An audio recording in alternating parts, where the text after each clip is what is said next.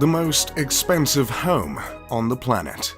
In the inner city of Mumbai, India, not far from the poverty-stricken slums, on the renowned Altamont Road, stands Antilia, the most expensive home ever created. This home ascends 27 stories, stretching 568 feet high, granting the massive structure with prime views of the Arabian Sea. In technical terms, the home is the second most expensive residential property in the world, considering Buckingham Palace is worth around $5 billion. However, Buckingham Palace is considered a crown property, whereas Antilia is a private residence. And the most expensive private residential property at that, with some pricing estimates as high as $2 billion.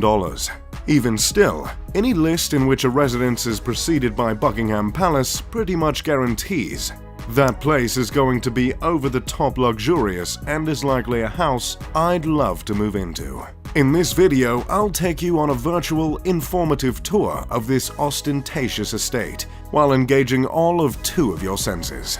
In this massive home, there are several ceilings that are double or triple heighted, so the 27-floored skyscraper looks more like a 50 or 60-floored building. Can you imagine only being as tall as an ordinary 27-floor building? Laughable.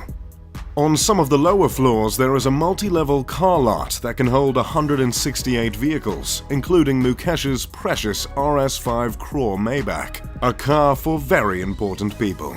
Somewhere in that car lot is also a car service station. But if cars aren't your style, don't worry. The home also has 3 helipads placed on the roof. Few things say billionaire like more than one helipad on the roof. Both the private car lot and helipads are violations of residential bylaws in Mumbai, but from what we can tell, no one has forced the billionaire's hand to make any changes. Above the car lot, you'll find an extravagant lobby composed of 9 elevators. Further up is a 2-story recreation center with a lap pool, a gym, a juice bar, a dance studio, and a yoga studio. Floors like these are how Jeff Bezos transformed his I sell books body to his I sell what I want physique. As you continue to ascend, you will eventually run into a spa and a ballroom. The ballroom is adorned with multiple crystal chandeliers that cover 80% of the ceiling, leaving a shameful 20% exposed and unadorned. To capitalize on the entertainment focus areas of the home, there's a movie theater that sits 50 viewers.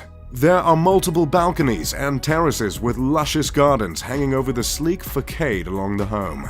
The vegetation attached to the sides of the building are meant to absorb sunlight in order to keep the interior as cool as possible. Hopefully that touch can put a dent in what must be a monstrous electricity bill.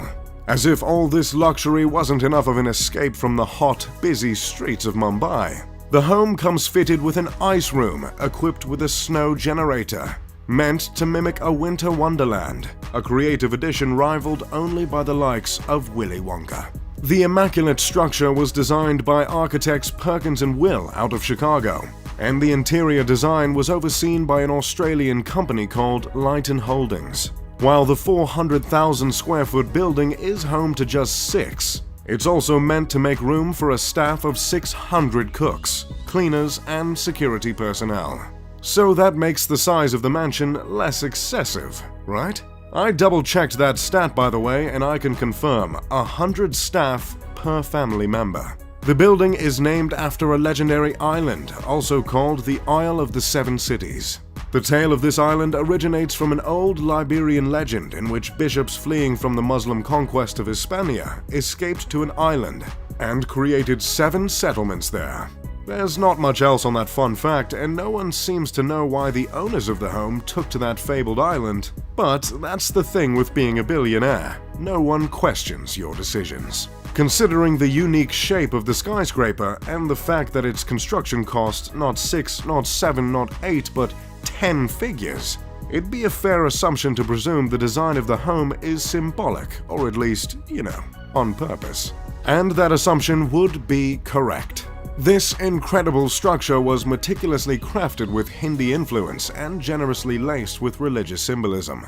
Within the 27 stories, there are 6 sections of the home that are meant to reflect earth, water, fire, air, sound, and light. These elements were placed from bottom to top as to mimic not Nickelodeon's Avatar: The Last Airbender, but the ascension to enlightenment.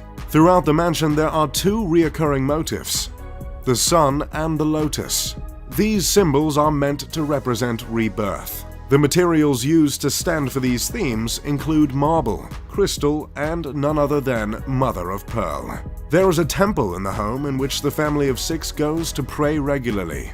There are many statues of Hindu deities throughout the home, including the Hindu god Ganesh, revered as the remover of obstacles, and Shiva, the Hindu deity who destroys to make way for new creation. Along with religious themes and the motifs of lotus and sun, the house is said to have been inspired by the Atlantic Ocean. The owner of the $2 billion home is Mukesh Ambani, a petroleum titan, chairman of Reliance Industries and, surprise surprise, the richest man in India. Mukesh is responsible for a fifth of India's exports, which is absolutely outrageous considering India makes up for a third of the Earth's population.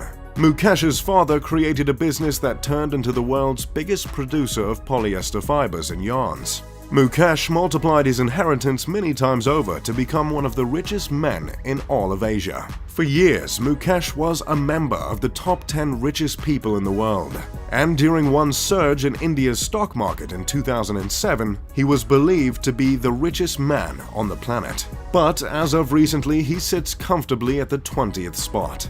Mukesh is worth $40.1 billion and is 61 years old. Did someone ask for a list of the richest people on the planet? Okay, here it is. Number 1. Jeff Bezos, Amazon. Number 2.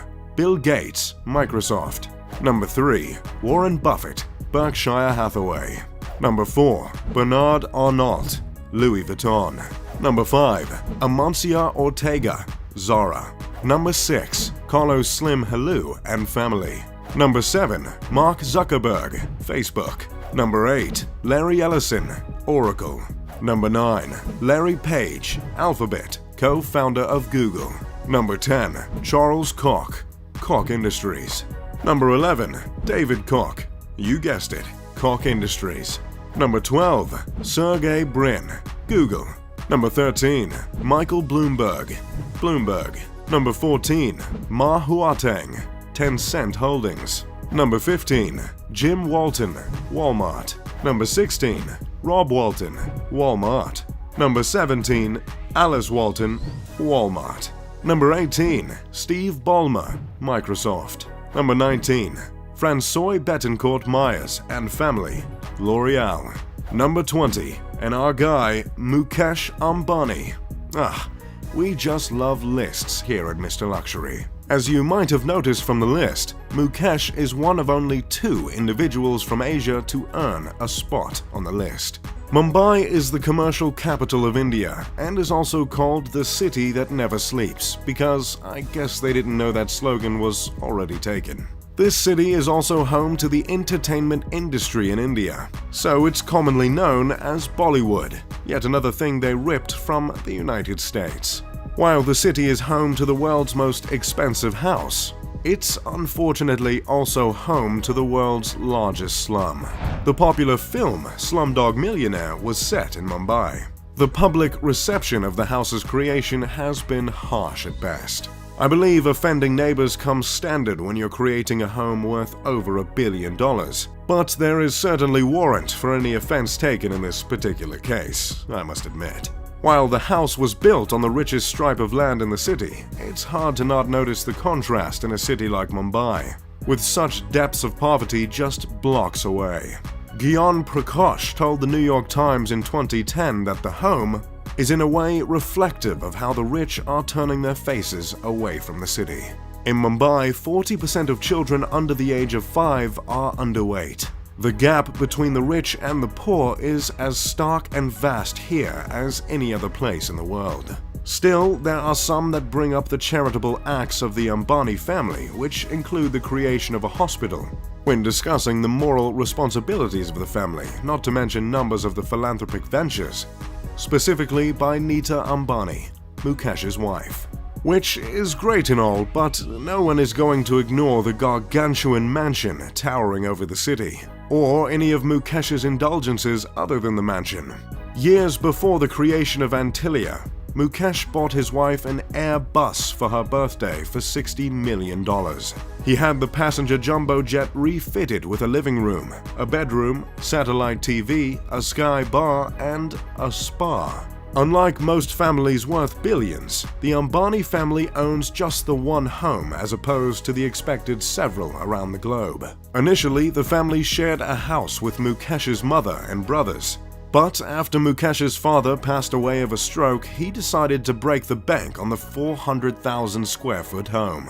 The children of Mukesh and Nita all studied at universities in the States. Isha, the eldest daughter, recently graduated from Yale.